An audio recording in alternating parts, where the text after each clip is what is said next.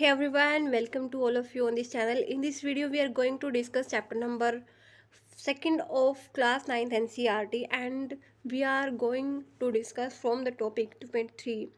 Here we are going to discuss separating the component of mixture, कि हम जो mixture होता है उसमें से कैसे हम components को अलग अलग कर सकते हैं.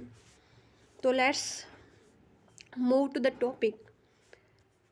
We have learn that most of the natural substance are not chemically pure. तो बच्चों हम ये देख चुके हैं कि बहुत सारे ऐसे प्राकृतिक तौर पर हमें जो सब्सटेंस मिलते हैं, जो पदार्थ मिलते हैं, वो केमिकली प्योर नहीं होते हैं. Different methods of separation are use to get individual component from a mixture. तो हमें डिफरेंट मेथड्स को यूज़ करना पड़ता है ताकि हम अलग अलग जो कंपोनेंट्स हैं मिक्सचर के अंदर उनको हम सेपरेट कर सके. Separation makes its possible to study and use the individual component of mixture. तो अगर हम सेपरेशन कर पाते हैं तो इससे बहुत इजी हो जाता है कि हम अलग अलग चीज़ों की मिक्सचर की अलग अलग कंपोनेंट्स की हम स्टडी कर सकें और इंडिविजुअल जो कंपोनेंट्स है उसको जो है हम यूज भी कर सकें. तो heterogeneous mixture can be separated into their respective constituents bye simple physical method. तो जो हमारे हेट्रोजीनियस मिक्सचर होते हैं जिसका जो अगर हम उनको थोड़ी देर के लिए रख दें मिक्सचर को तो वो कुछ ऐसे होते हैं जो सोल्यूट है वो सेटल डाउन हो जाता है. तो हम उसको जो है इजीली फिल्टर मेथड से या फिर वो हेट्रोजीनियस मिक्सचर होता है तो कहीं कहीं पर कंपोनेंट कम होता है, कहीं कहीं पर ज़्यादा होता है, तो उसकी कंसंट्रेशन वेरी करती है. तो उस बेस पर हम अलग अलग फिजिकल मेथड से ही हम उनको रिमूव कर सकते हैं. लाइक कि हैंड पिकिंग, हम हाथ से जो है पिक करके, sieving, filtration that we use in our day to day life. मतलब जैसे जो गेहूं में से जो गेहूं के जो कुछ पार्टिकल्स होते हैं वो हम अलग करते हैं सीविंग से, या फिर हम हैंड पिकिंग करके दाल में से कुछ जो है पत्थर वगैरह के टुकड़े हम अलग करते हैं. तो हम वो सब कर सकते हैं that we use in our day to day life. Sometimes special technique have to be used for the separation of the component of mixture. लेकिन कई बार हमें कुछ ऐसी अलग टेक्निक जो है यूज़ करनी पड़ती है ताकि हम कंपोनेंट को सेपरेट कर सके. तो देखते हैं हम इससे पहली टेक्निक कौन सी है. How can we obtain coloured component या फिर dye from blue black ink. अगर आपके पास ब्लू या ब्लैक इंक है तो आप उसका जो कलर्ड कंपोनेंट है यानी कि जो डाई है वो कैसे आप ऑब्टेन कर सकते हो. तो यहाँ पर एक्टिविटी 2.4 गिवन है. तो यहाँ पर देखते हैं कैसे क्या करना है. Fill half a beaker with water. तो हाफ जो बीकर है वो पानी से आपको भरना है. Put a watch glass on the mouth of beaker. तो माउथ जो बीकर का माउथ है उस पर आपको एक वॉच ग्लास जो कांच का एक ग्लास होता है वो आपको रखना है. Put few drops of ink on the watch glass. तो उस वॉच ग्लास पर आपको जो है कुछ इंक की कुछ ड्रॉप्स रखनी है. We do not want to heat the ink directly. तो हमें डायरेक्टली इंक को हीट नहीं करना है. You will see that evaporation is taking place from the watch glass. तो हमें क्या करना है, पहले बीकर को हीट करना है और बीकर की जो हीट है उसकी वजह से यहाँ पर इंक का इवेपोरेशन स्टार्ट हो जाएगा. Continue heating as the evaporation goes on and stopping heat when you do not see any further change on the watch glass. तो आपको हीटिंग कब तक कंटिन्यू करनी है, जब तक कि वॉच ग्लास का जो मटेरियल है या कुछ इवेपोरेट होने वाला जो सब्सटेंस है, मैटर है, वो इवेपोरेट हो चुका है और आपको कुछ भी फर्दर चेंज यहाँ पर अब नहीं लग रहा कि पॉसिबल होगा. तो आपको हीटिंग जो है स्टॉप कर देनी है.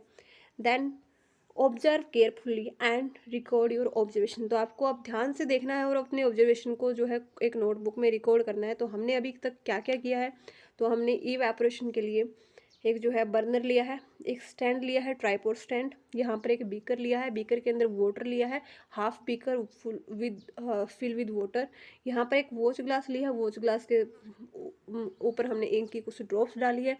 हम वाटर है उसको हीट करेंगे और उसी हीटिंग की वजह से जो यहाँ वॉच ग्लास की जो इंक है वो धीरे धीरे वेपर्स बनना शुरू हो जाएंगी और जो चीज़ इवेपोरेशन जिसका नहीं हो सकता वो यहाँ पर वॉच ग्लास में हमें मिल जाएगी. तो यही इसमें हमने किया है.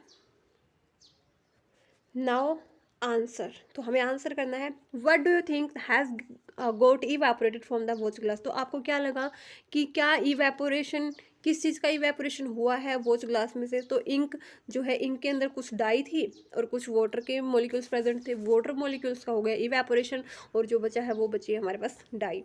Next question is there a residue in the watch glass, तो क्या वॉच ग्लास में कुछ चीज़ बची है? यस, जो डाई के पार्टिकल्स है वो यहाँ पर बच गए हैं। What is your interpretation, is ink a single substance और इट इज़ अ मिक्सचर, तो आपको देखने में क्या लगा कि क्या इंक सिर्फ सिंगल सब्सटेंस थी, प्योर थी, या फिर ये एक मिक्सचर?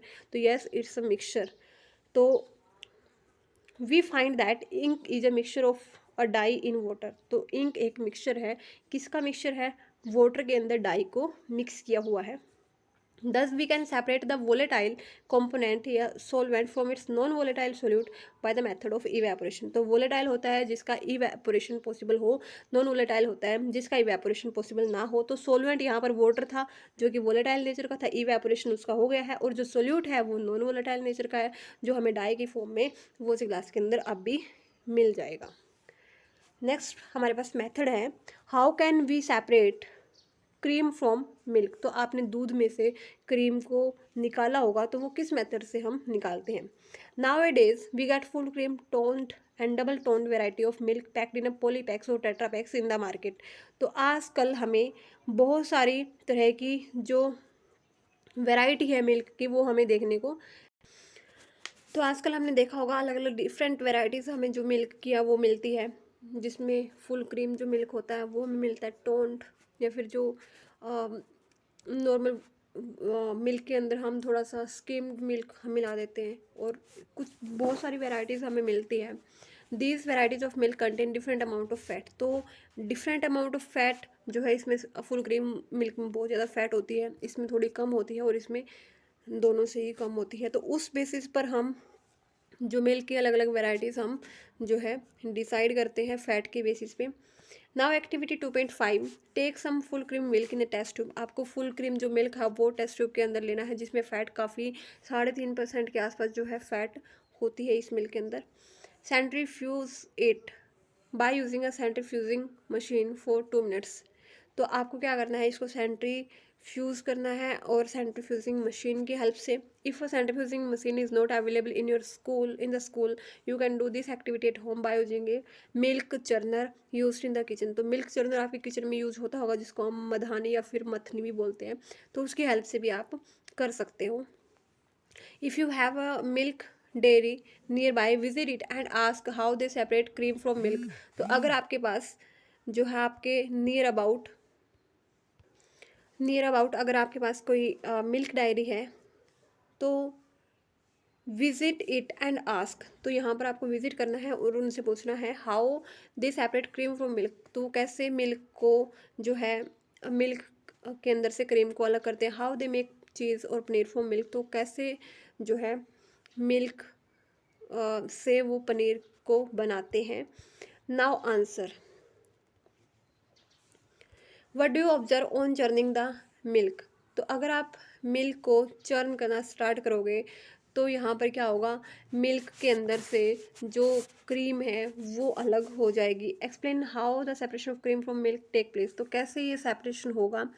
बच्चों देखो, sometimes the solid particle in liquid are very small and pass through filter paper, कई बार ऐसा होता है कि जो सॉलिड पार्टिकल्स हैं वो इतने स्मॉल होते हैं लिक्विड के अंदर जो मिले होते हैं कि वो फिल्टर पेपर से भी पास हो जाते हैं।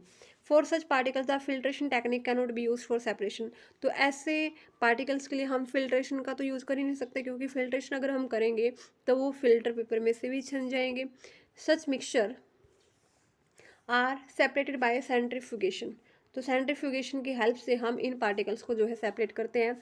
और प्रिंसिपल क्या होता है, कैसे मिल्क में से क्रीम सेपरेट होती है, तो इसका प्रिंसिपल यही है कि जो डेंसर पार्टिकल होते हैं are forced to the bottom, तो वो बॉटम के अंदर जो है वो बॉटम की तरफ फोर्स्ड हो जाएंगे, and lighter particle stay at the top, और जो पार्टिकल्स लाइटर है वो टॉप पर आ जाएंगे। व्हेन स्पन रैपिडली, जब उनको हम बहुत बुरी तरीके से मतलब उनको हिलाते हैं या फिर जो रोटेशन है वो करवाते हैं, तो उसकी हेल्प से जो पार्टिकल्स है, डेंसर पार्टिकल वो नीचे बैठ जाएंगे, लाइटर पार्टिकल्स है वो ऊपर आ जाएंगे, तैरने लगेंगे। और इसी प्रोसेस का हम यूज़ करते हैं मिल्क के अंदर से क्रीम को निकालने के लिए।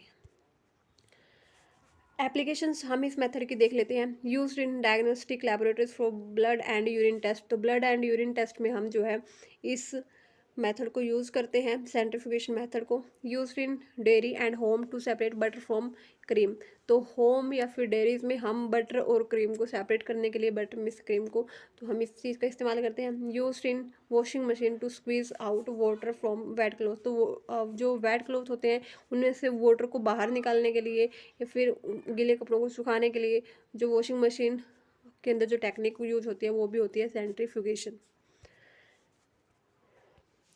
तो इन सब एप्लीकेशन में जो हमारा सेंट्रीफ्यूगेशन मेथड है वो यूज़ यहाँ पर होता है। तो यहाँ पर मेन प्रिंसिपल यही होता है कि जो भी हमारा मैटर होता है उस पे एक लगता है सेंट्रीफ्यूगल फोर्स, और उस वजह से जो हमारा डेंसर जो भी मैटर होगा, लाइक कि हमारे यहाँ पर क्लॉथ है एंड जो है वाटर है, दो तरह के हमारे मटेरियल है, यानी कि वाटर जो है क्लॉथ के अंदर प्रेजेंट है। तो हम सेंट्रीफ्यूगेशन मेथड में हम क्या करते हैं, जो हमारा डेंसर मैटर होता है वो सेंट्रीफ्यूगेशन फोर्स की वजह से जो है वो सर्कल में जो है एक्सेलरेट करता है, और जो हमारा लाइटर जो मटेरियल है या मैटर है वो डिस्प्लेस हो जाता है सेंटर की तरफ, और इस वजह से जो वाटर है वो वेट क्लॉथ से निकल जाता है। तो सेम मेथड हम करते हैं यूज़ बटर और क्रीम को सेपरेट करने के लिए, और यही मेथड यूज होता है डायग्नोस्टिक करने के लिए, उपचार करने के लिए, ब्लड और यूरिन टेस्ट में ये देखने के लिए कि क्या